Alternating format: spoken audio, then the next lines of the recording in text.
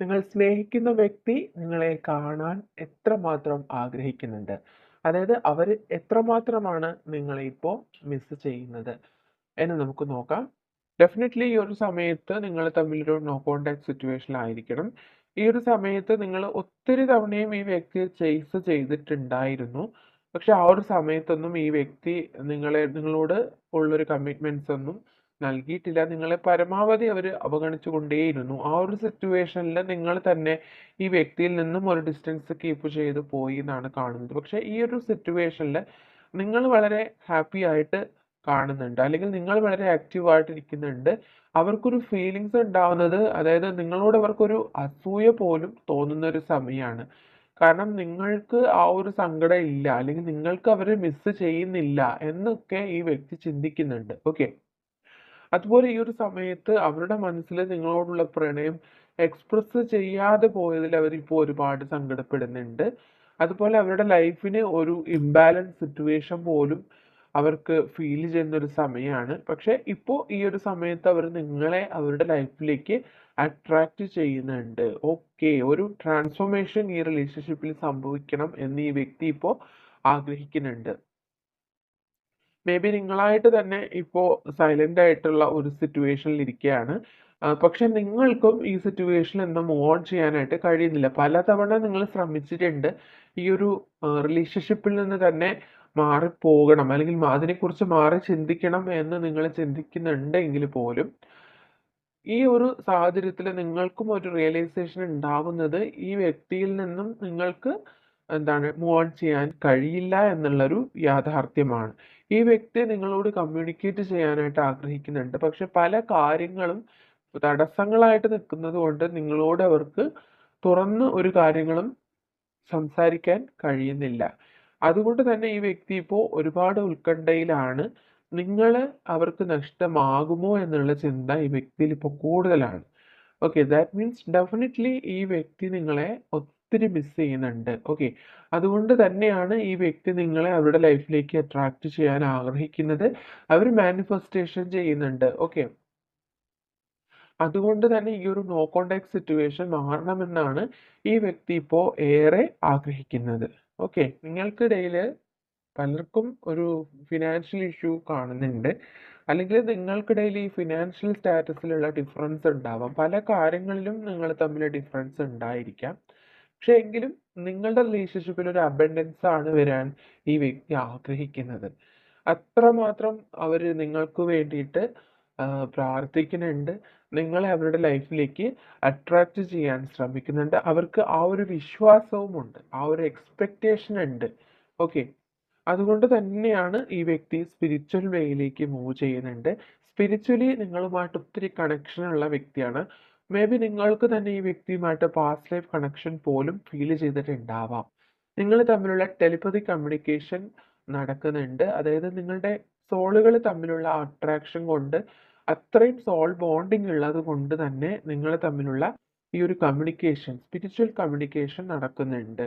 Okay, അതുകൊണ്ട് ഈ വ്യക്തി നിങ്ങളെ നേരിൽ കാണാനായിട്ട് ഒത്തിരി ആഗ്രഹിക്കുന്നുണ്ട്.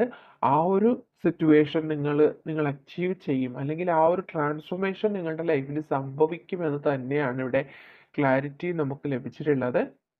മേ ബി യൂണിവേഴ്സായിട്ട് തന്നെ ഈ റിലേഷൻഷിപ്പിൽ നിങ്ങൾക്ക് ഒരുപാട് പോസിറ്റീവ് സൈൻസ് നൽകുന്നുണ്ട്. അതായത് വൈറ്റ് കളർ ബട്ടർഫ്ലൈസ് ആയിട്ടായിരിക്കാം, അല്ലെങ്കിൽ വൈറ്റ് ബേർഡ്സ് ആയിട്ടായിരിക്കാം. അതുമല്ലെങ്കിൽ ഏഞ്ചൽ നമ്പേഴ്സ് ആയിട്ടുള്ള 11 11 333 എന്നുള്ള നമ്പേഴ്സൊക്കെ നിങ്ങൾ റിപ്പീറ്റ് ആയിട്ട് കാണുന്നുണ്ടാവാം.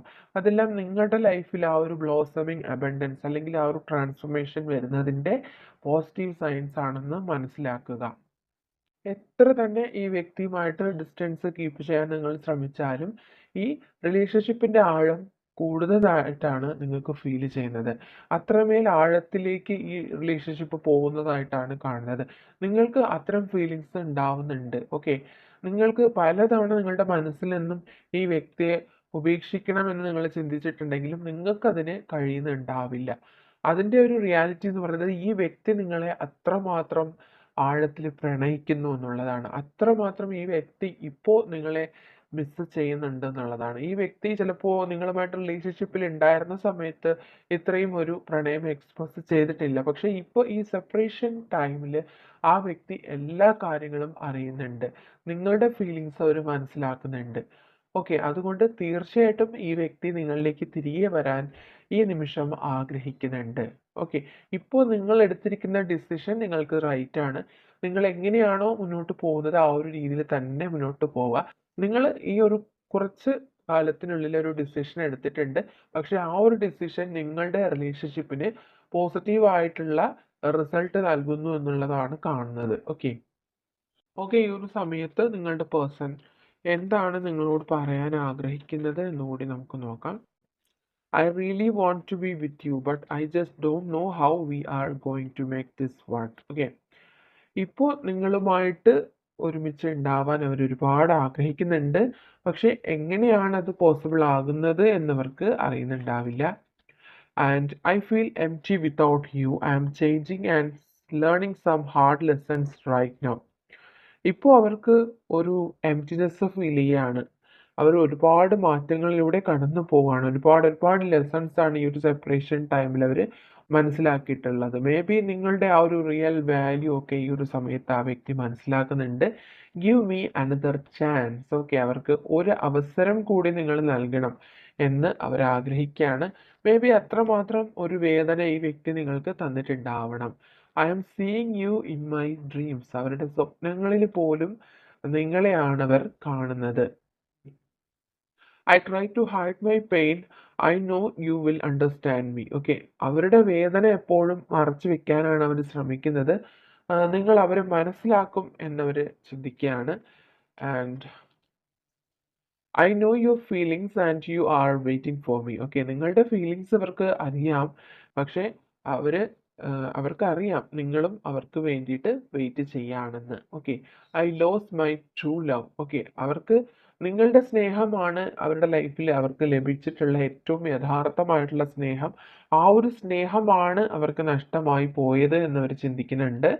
And am I not important for you? Can you give me a second chance? Okay. വീണ്ടും ആ ഒരു കാര്യം തന്നെയാണ് അവർ ചോദിക്കുന്നത്. ഇപ്പോൾ നിങ്ങൾ വളരെ ആക്റ്റീവായിട്ട് കാണുന്നത് കൊണ്ട് തന്നെ അവരുടെ മനസ്സിൽ ഈ ഒരു ഫീലിങ്സ് ആണ് ഉണ്ടാവുന്നത്. നിങ്ങളിപ്പോൾ അവരുടെ ലൈഫിൽ നിങ്ങൾക്കൊരു സ്ഥാനമില്ലേ? അവർക്ക് ഇനിയും ഒരു ചാൻസ് കൂടി നിങ്ങൾ നൽകിയില്ലേ? ഇങ്ങനെയുള്ള ചിന്തകൾ ആ വ്യക്തിയുടെ മനസ്സിൽ കൂടുതലായിട്ടുണ്ട്. And I hope the future will bring us together because I love you more than you know. Okay. ഫ്യൂച്ചറിൽ തീർച്ചയായിട്ടും നിങ്ങൾ ഒന്നിച്ച് ചേരുമെന്ന് ആ വ്യക്തി ഒരുപാട് എക്സ്പെക്റ്റ് ചെയ്യുന്നുണ്ട്. അതുപോലെ തന്നെ അത്രമാത്രം ആ വ്യക്തി നിങ്ങൾ അറിയുന്നതിനേക്കാൾ ഏറെ സ്നേഹം നിങ്ങളോടുണ്ട് എന്ന് പറയുകയാണ്. ഓക്കെ.